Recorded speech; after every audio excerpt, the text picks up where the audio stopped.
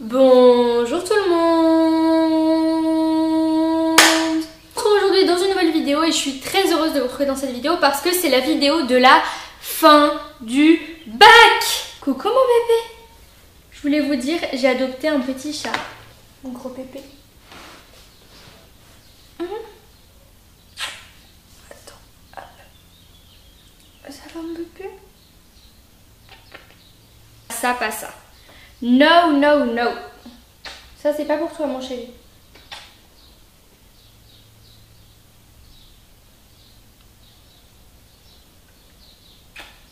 Donc, dans cette vidéo, je vais vous parler de mon ressenti par rapport à mes épreuves du bac parce que j'ai enfin terminé le bac.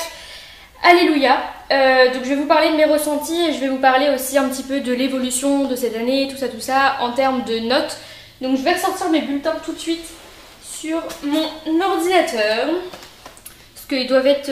en fait, je les ai pas retrouvés en papier. Mais ils doivent être sur Parcoursup ou sur mon ENT. Prendre matière par matière et on va parler de mon ressenti par rapport à chaque épreuve. Je trouvais ça intéressant de faire une vidéo après le bac, enfin après avoir passé les épreuves, pour vous dire comment s'est passée telle ou telle épreuve et tout. Et vous donner mes ressentis et les notes que je pense avoir dans chaque matière. Et ensuite confronter ça avec les notes que j'aurai vraiment, qu'on va avoir vendredi prochain, parce qu'actuellement on est le 27 je crois, ouais 27 juin.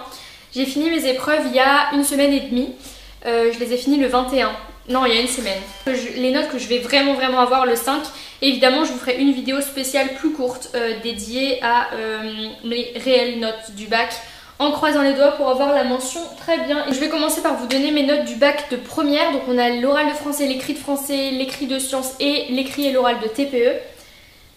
En écrit de français, coefficient 3, j'ai eu 16 sur 20, j'ai pris le commentaire. En oral de français, je suis tombée sur le texte que je voulais absolument, Gargantua de Rabelais, j'ai eu 16 sur 20, coefficient 2. Ensuite, en écrit de sciences, j'avais rien révisé du tout, mais j'ai eu 15, coefficient 2. Et en TPE, j'ai eu 13 coefficients. Commencer avec la première matière qui est sur mon bulletin. Là, actuellement, j'ai le bulletin du premier trimestre de Parcoursup sous les yeux. Donc c'est le droit. En plus, ça tombe bien parce que c'est la première matière que j'ai passée cette année au bac. Donc au premier trimestre, j'avais 19,2 de moyenne en droit. Et il y a marqué comme appréciation, très bon trimestre, un travail solide et une bonne compréhension du cours. Ça se passait très bien le droit au début de l'année, c'était assez facile pour moi, j'ai jamais vécu ça comme un truc très compliqué. Et j'avais des très bons résultats, donc voilà, j'étais plutôt sereine quant à l'épreuve de droit. Parce que la moyenne de classe est de 12,1, donc j'étais vraiment largement au-dessus et ça se passait bien. Donc voilà, ça c'est pour la terme. Et il n'y a pas droit en première, donc je peux pas vous lire, voilà. Et pour le deuxième trimestre, j'ai eu 18. La moyenne de classe était de 12,59. Et les résultats, c'est résultats toujours satisfaisants, des qualités certaines dans la compréhension, des concepts juridiques et la rédaction. Donc l'épreuve de droit, on devait rendre un dossier de droit sur un thème précis qu'on avait travaillé spécifiquement pour l'épreuve. J'avais choisi comme thème le statut juridique de l'animal, un thème qui me ressemble beaucoup du coup. Au niveau européen, français et... absence injustifiée le 13 juin. On a des cours le 13 juin. Je savais pas. Trimestre 3, j'avais 19 en droit. J'ai fait mon dossier, ça s'est bien passé, même si les profs m'ont pris beaucoup trop en retard pour faire le dossier, mais bon, ça s'est plutôt bien passé. J'ai dû le refaire une deuxième fois par contre en entier, donc en vrai ça m'a pris des heures et des heures. Mais je m'y suis mis un week-end complet et je l'ai fini et c'était très bien comme ça. On a dû rendre notre dossier le 12 mai et l'oral c'était le 22 mai. Et en gros, on devait parler 10 minutes d'un thème en rapport avec notre dossier sans pour autant répéter notre dossier, tu vois. Du coup, je me suis concentrée sur un seul aspect de mon dossier, qui était plus le statut juridique en France. J'ai pas parlé de l'international et de l'européen. L'examinatrice était super sympa. Ensuite, il y avait 10 minutes de questions, ça s'est super bien passé. Je pense que j'ai bien répondu aux questions et tout. Et à la fin, elle m'a dit c'était un très bon oral, très complet, nanana. Enfin bref, elle m'a donné une appréciation plutôt positive. Je pense que j'aurai une bonne note en droit. Je suis plutôt sereine par rapport à cette épreuve-là. Et je me dis, si j'ai eu des très bonnes notes toute l'année, je vois pas pourquoi ça serait une catastrophe au bac. Donc, je pense que au bac de droit, je peux avoir 18. Je pense que je peux avoir 18. Après c'est que des pronostics, donc en vrai ça vaut pas grand chose. Deuxième matière c'est le sport. Donc le sport là au premier trimestre, alors j'ai choisi badminton, ensuite j'ai choisi gym et ensuite 3 x 500. Enfin c'était un menu. Donc le premier c'était badminton et j'ai eu 12,5. Et la moyenne de classe était de 14,20. Donc j'étais largement en dessous mais je suis vraiment nulle en sport comme je vous l'ai dit. Au deuxième trimestre j'ai eu 16, la moyenne de classe était de 14,50 parce que c'était donc gym et des très bons trimestres ensemble sérieux et appliqué. Et au troisième trimestre j'ai eu aussi 16 en sport et c'était du 3 x 500. J'allais pas réussir et tout et en fait j'ai grave bien réussi mon épreuve et encore celle du bac je l'ai mieux réussi que celle du trimestre.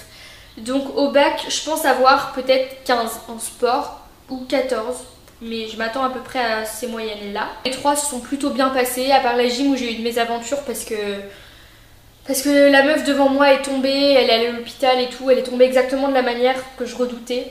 Et ça m'a fait très très peur, donc du coup après je tremblais comme une malade sur la poutre, enfin bref, petite mésaventure. Ensuite, histoire, géographie, alors là c'était la plus grosse matière pour moi, vraiment. Histoire géo, j'ai eu, donc au premier trimestre j'ai eu 13,3. Mais je dois avoir mes moyennes de l'année dernière, je vais vous dire ça. Alors, au premier trimestre, j'avais 16,20 première. En deuxième trimestre, j'ai eu 15,40. Et au troisième trimestre, j'ai eu 16,75. Et en termes, au premier trimestre, j'ai eu 13,3. Alors là, ça a fait une grosse chute. Et l'appréciation, c'est ensemble satisfaisant, un accident sur un devoir qui ne remet pas en cause une implication sans faille. C'est vrai que j'étais extrêmement impliquée en histoire-géographie. C'était une de mes matières préférées, j'adorais.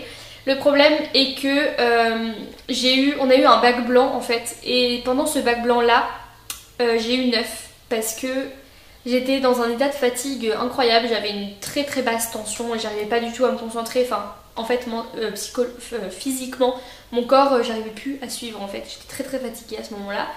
Ce qui a fait que j'ai fait n'importe quoi, j'ai même pas fait la moitié de ma compo. Enfin bref, du coup j'ai eu 9. Au deuxième trimestre, j'ai eu 17,60.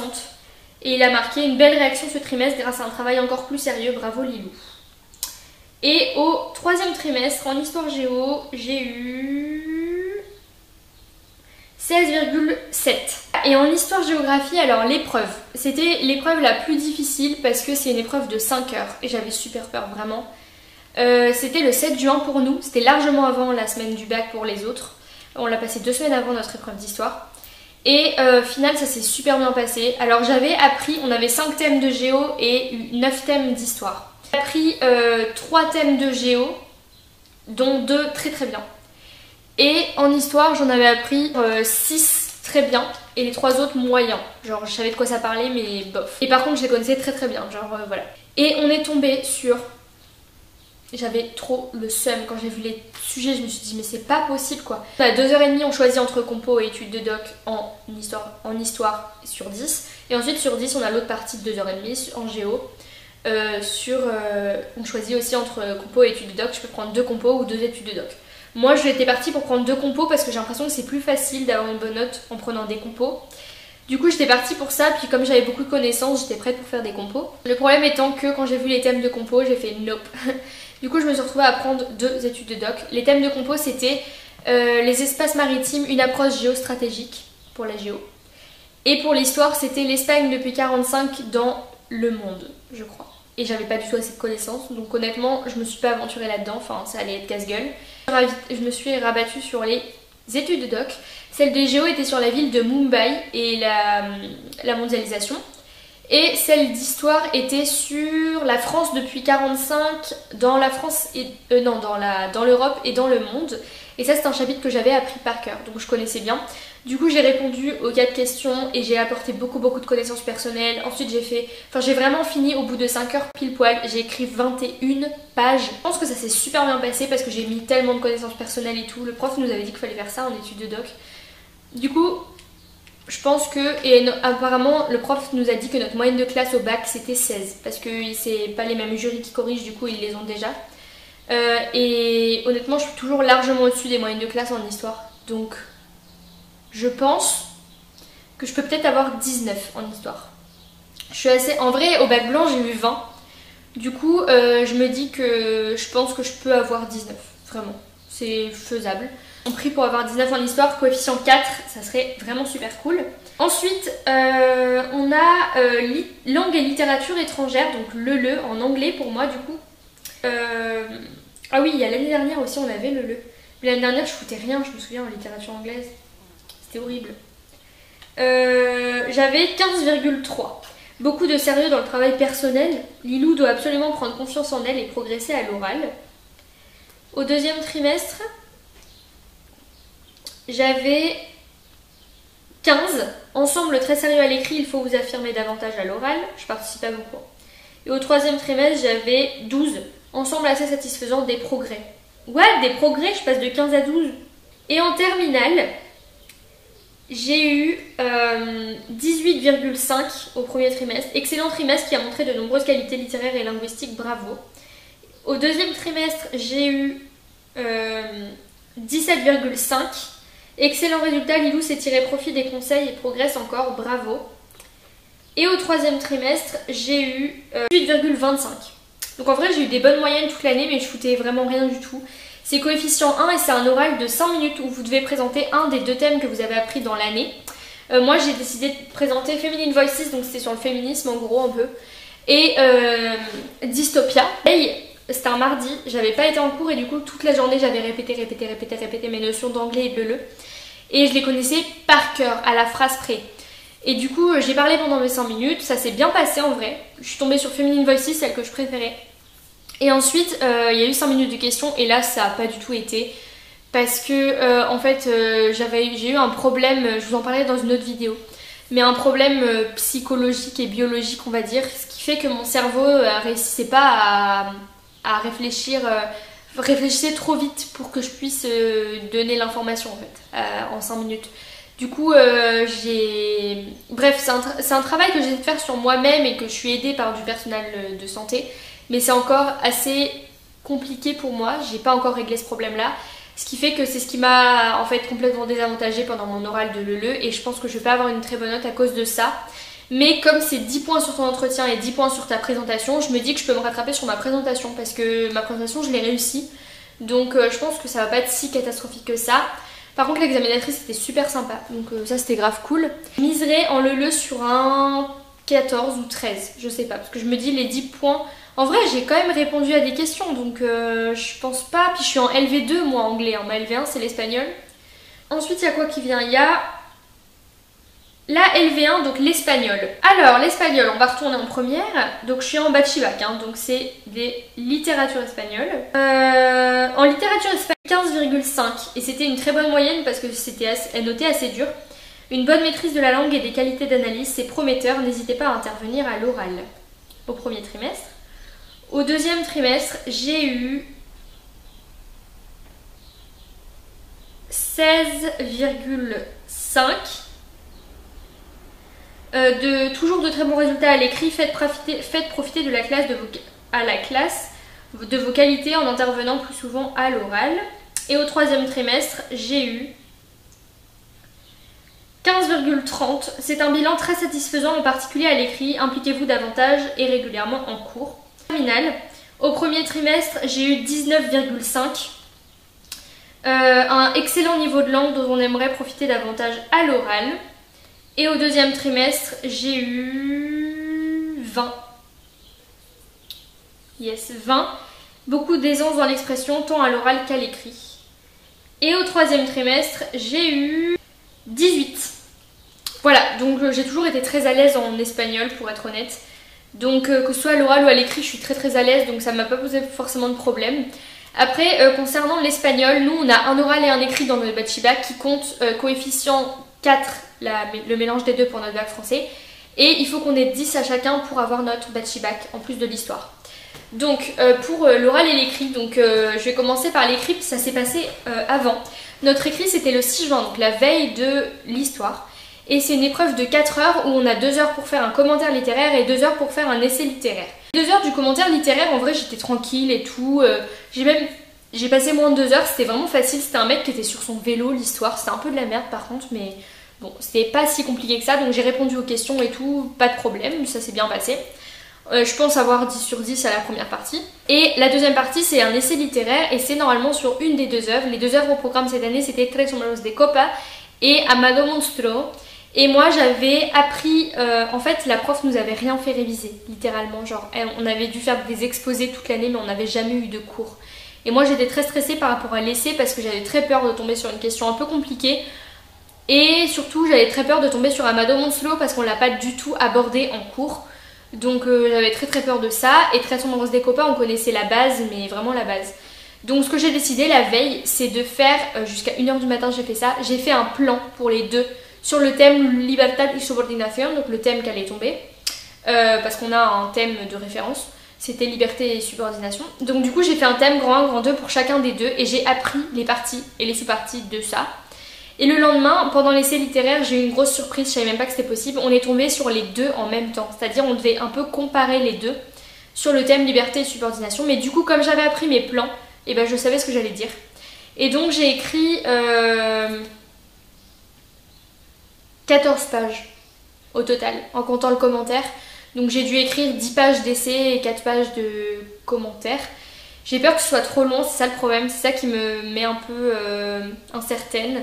Vraiment bien passé, j'ai donné mon maximum, j'aurais pas pu faire mieux, surtout avec une prof comme ça, genre vraiment je suis très contente de ce que j'ai donné pendant cet écrit là. L'écrit d'espagnol, je pense avoir entre 18 et 20, je dirais 19, je pense que je peux avoir 19 ou 18, un de deux, 19 peut-être, allez je vise 19. L'oral d'espagnol, donc c'était le 11 juin. C'était super bien, c'était à 8h30 je me souviens, je suis arrivée, j'étais dans une salle, je suis tombée sur un texte et c'était un texte sur la alimentarse con la literatura, ça parlait, et c'était un éloge à la littérature de García Lorca, tout ça. Et vous savez pas du tout sur quel texte vous allez tomber, le texte était assez compliqué en vrai, je m'attendais pas trop à ça, du coup voilà, mais je l'ai préparé pendant 10 minutes, ça s'est bien passé. Ensuite, il y a eu 10 minutes de présentation devant l'examinatrice, donc j'ai parlé du texte, je crois que j'ai fait à peu près 10 minutes, ça s'est plutôt bien passé, je me suis bien exprimée et tout, j'ai fait mes parties, ma problématique, tout ça, il n'y a pas eu de problème. Et la dernière partie, c'était un entretien avec la prof, et là ça s'est super bien passé, on s'est vraiment bien entendu, on a parlé, elle m'a posé des questions sur Amado Monstruo et Tres Hombres de Copa, mais aussi sur moi, donc je savais répondre, franchement j'étais très à l'aise, donc voilà. Et on a parlé espagnol très bien, ça c'était très fluide, donc j'ai pas trop d'inquiétude par rapport à ça. Le barème est assez tranquille pour les oraux, c'est un barème fait spécialement pour avantager les élèves, donc je pense que je peux avoir 20 à l'oral. Donc à mon avis j'aurai peut-être 19 en LV1, je pense avoir 19 en moyenne des deux en LV1, coefficient 4. J'espère, parce que si je me rate là-dessus, le problème c'est que j'ai beaucoup de chance de ne pas avoir ma mention, à part si en philo il y a un miracle, mais voilà. Ensuite l'anglais. Alors l'anglais en première, j'ai jamais été une super forte en anglais, hein, mais je suis remontée parce qu'en seconde j'avais 9. J'ai eu 13,5, des résultats satisfaisants, travail et l'attitude sont sérieux, Lilou doit se confronter plus régulièrement à l'oral. Deuxième trimestre, j'avais 16,9, belle remontée. Et au troisième trimestre, j'avais 14. Et concernant la terminale, je crois que j'avais des bonnes notes en terminale en anglais. J'avais 16 au premier trimestre. Et au deuxième trimestre, j'avais 15. Ah non, 14,58. Et j'ai bien réussi mon bac blanc parce que j'ai eu 17 à mon bac blanc, donc c'était bien. Le vrai bac, donc il y avait un oral et un écrit, et c'est le mélange des deux, coefficient 4, qui fait ta note d'anglais, de LV2. Donc moi, je vais commencer par l'oral, parce que je l'ai passé avant. L'écrit c'était ma dernière épreuve, donc c'était le 21 juin. Et l'oral c'était le 5, avant la LE. C'est à la suite les deux. Et l'oral, en vrai, je sais pas du tout quoi en penser, parce que comme j'ai eu la LE, après je suis ressortie en ayant une impression négative. Mais en vrai, je pense que l'anglais, ça s'est pas si mal passé que ça. Je pense que je me mets une note inférieure à ce que je vais avoir. Parce qu'en plus, je suis en LV2, donc le barème est plus cool. Donc franchement, moi je me mettrais genre 13 ou 12. Mais je suis persuadée que j'aurai plus en vrai. C'est en LE que je vais avoir 12 et en anglais que je vais avoir genre 14. Ou 15 même peut-être. Parce qu'en vrai l'anglais ça s'est bien passé, hein. Je suis tombée sur Mythe et Héros, je voulais pas tomber là-dessus, mais en vrai ça s'est bien passé, les questions j'ai su répondre et tout. Donc je suis pas sûre que ce soit si catastrophique que ça. Je sais pas, on verra. Et donc je viserai peut-être un 13 en anglais. Et l'écrit, c'était donc la dernière épreuve le 21 juin. Et c'était, il y avait beaucoup de questions, j'étais surprise, je m'attendais pas à autant de questions. C'était nul le thème, c'était sur les universités, c'était vraiment de la merde. J'ai fait de mon mieux, je pense avoir à peu près 14 à l'écrit. Je pense. Du coup je vise à peu près un 14 ou un 13 en anglais, mais je pense que je peux avoir plus en vrai. Je pense que je minimise mes notes. À mon avis j'aurai plus que ça et je crois que j'ai raté énormément alors qu'en fait pas forcément. Littérature française. Alors là, ça on l'a qu'en terminale, donc je vais vous donner mes notes de terme. J'ai eu 16 au premier trimestre et la moyenne c'est 10, donc j'étais vraiment très à l'aise en littérature. J'ai toujours été à l'aise en littérature et j'ai toujours 16.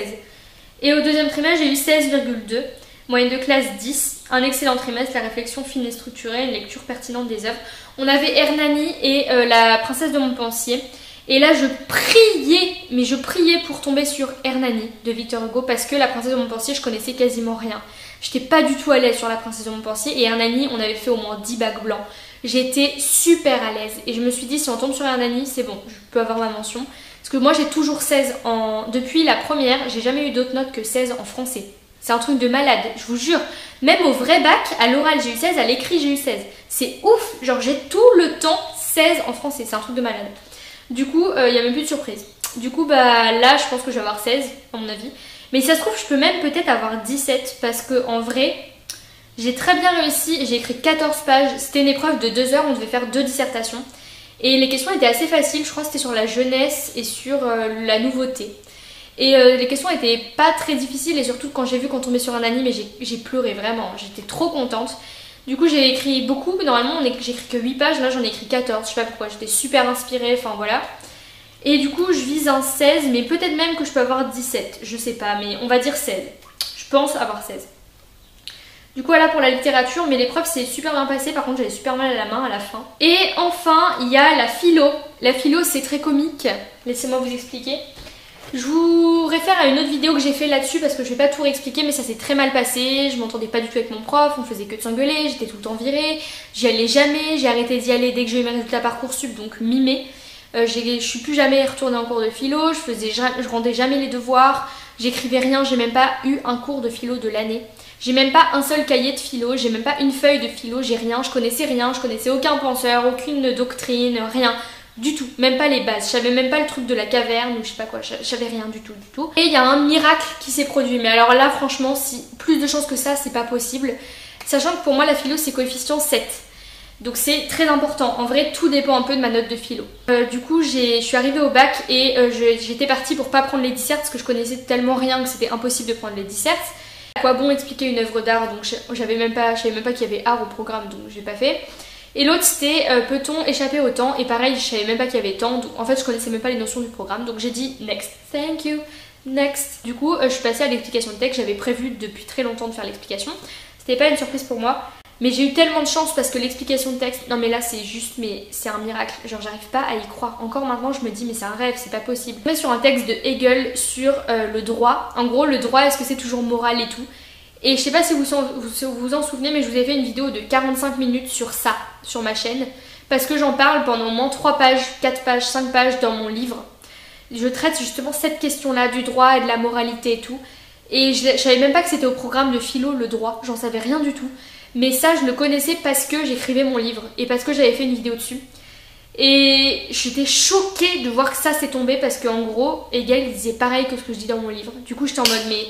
What? Mais comment c'est... Quelle probabilité? Il y avait une probabilité sur 1 milliard que ce thème tombe en explication de texte. Enfin, c'est un truc de ouf. En plus, c'est tombé en explication de texte, pas en disserte. Genre pile poil ce que je voulais. C'est un truc de fou, mais vraiment. Du coup, quand j'ai vu le sujet, je me suis mise à chialer. Mais vraiment, parce que j'étais en mode... mais moi, pour moi, j'allais avoir 8 en philo et la mention allait me passer sous le nez à cause de la philo. Et en fait, ce que je veux mention très bien. Et en fait, bah maintenant, j'ai grave espoir pour la mention parce que je pense que j'ai des chances de l'avoir. Si je l'ai pas, c'est pas très grave, mais je pense que j'ai des chances de l'avoir. Philo, je vise 13, mais je pense que je peux peut-être avoir même peut-être plus. Mais si ça se trouve, je me suis complètement plantée et je le sais pas. Je sais pas. Franchement, je pense avoir 13, mais je sais pas trop. Si ça se trouve, j'aurai genre 16, et ça se trouve, j'aurai genre 8. J'en sais rien du tout. Puis c'est tellement subjectif la philo. Voilà, mais j'ai écrit 15 pages je crois, ouais 15 pages ou 16 je sais plus, enfin beaucoup de pages. Et voilà, et au premier trimestre de philo j'ai eu 13,5 et il m'a mis bonne ensemble. À ce moment là on était, ah non ça c'est au deuxième trimestre.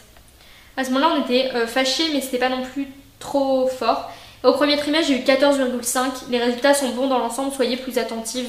Voilà, je faisais déjà n'importe quoi. Mais le troisième trimestre, il m'a saqué, il m'a dit comment voulez-vous avoir votre bac comme ça ou je sais pas quoi, un truc comme ça sur mon bulletin. Et j'ai eu 9 de moyenne au troisième parce que j'ai rendu qu'un contrôle et il m'a saqué, il m'a mis 9 alors que je méritais beaucoup plus parce que j'avais fait beaucoup plus que ce que je donnais avant. Et avant j'avais toujours 15 ou 14 à mes contrôles. Et là j'avais fait un truc trop bien et il m'a mis 9. Donc je soupçonne un saccage honnêtement. À mon avis, je peux avoir mon bac mention très bien. En fait, tout dépend un peu de ma note de philo, mais si j'ai les notes que je pense avoir, normalement je l'ai, mention très bien. Donc ça serait super cool, ça me récompenserait tous les efforts de l'année parce que franchement il y en a eu. J'ai extrêmement hâte de voir mes résultats, vraiment j'ai trop hâte parce que j'arrive pas encore à me sentir libérée parce que j'ai pas encore mes résultats. Et surtout j'ai très hâte de voir mes notes en philo, en anglais, en histoire, parce que l'histoire j'ai donné toute ma personne quoi. En espagnol, enfin dans toutes les matières j'ai trop envie d'avoir mes notes.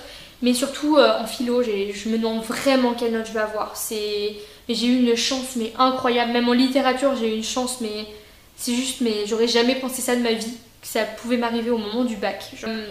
Et voilà, et pour tous ceux qui passent leurs examens, que ce soit le brevet, le bac, les partiels et tout, je vous souhaite un super bon courage. Vous allez y arriver, j'en suis sûre. Révisez bien, faites pas de impasse parce que c'est toujours quand on fait une impasse qu'on tombe sur quoi on tombe. D'ailleurs, je vais pas préciser pour l'histoire géo, si vous avez passé votre bac cette année et que vous êtes en L et que vous n'avez pas reconnu les thèmes, c'est normal, c'est parce que je suis en bachelor et du coup on n'a même pas le même programme.